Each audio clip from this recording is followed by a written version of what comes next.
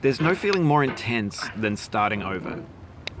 If you deleted your homework the day before it was due, as I have, or if you left your wallet at home and you have to go back after spending an hour in the commute. If you won some money at the casino and then put all your winnings on red but it came up black.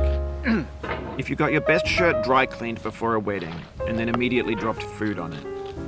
If you won an argument with a friend and then later discovered that they just returned to their original view.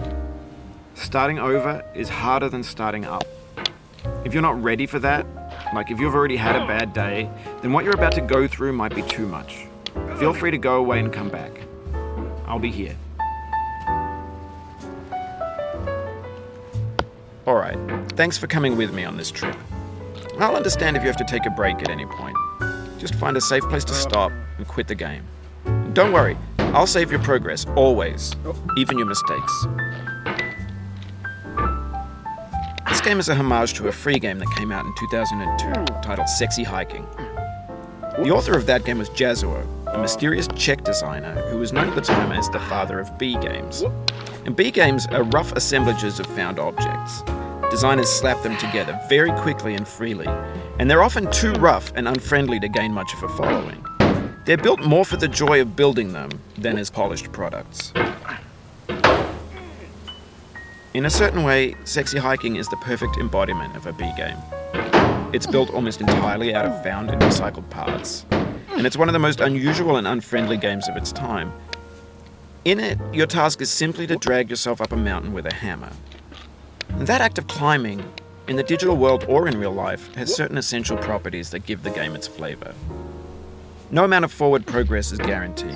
Some cliffs are too sheer or too slippery, and the player is constantly, unremittingly in danger of falling and losing everything. Anyway, when you start Sexy Hiking, you're standing next to this dead tree that blocks the way to the entire rest of the game. It might take you an hour to get over that tree, and a lot of people never go past it. You prod and you poke at it, exploring the limits of your reach and your strength, trying to find a way up and over. And there's a sense of truth in that lack of compromise. Most obstacles in video game worlds are fake. You can be completely confident in your ability to get through them once you have the correct method or the correct equipment or just by spending enough time. In that sense, every pixelated obstacle in Sexy Hiking is real.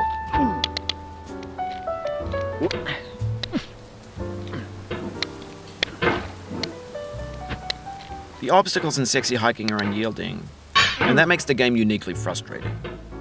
But I'm not sure Jazuo intended to make a frustrating game. The frustration is just essential to the act of climbing, and it's authentic to the process of building a game about climbing. A funny thing happened to me as I was building this mountain. I'd have an idea for a new obstacle, and I'd build it, test it, and it would usually turn out to be unreasonably hard. But I couldn't bring myself to make it easier. It already felt like my inability to get past the new obstacle was my fault as a player rather than as a builder. Imaginary mountains build themselves from our efforts to climb them, and it's our repeated attempts to reach the summit that turns those mountains into something real. When you're building a video game world, you're building with ideas, and that can be like working with quickset cement. You mold your ideas into a certain shape that can be played with, and in the process of playing with them, they begin to harden and set until they're immutable, like rock. And at that point, you can't change the world, not without breaking it into pieces and starting fresh with new ideas.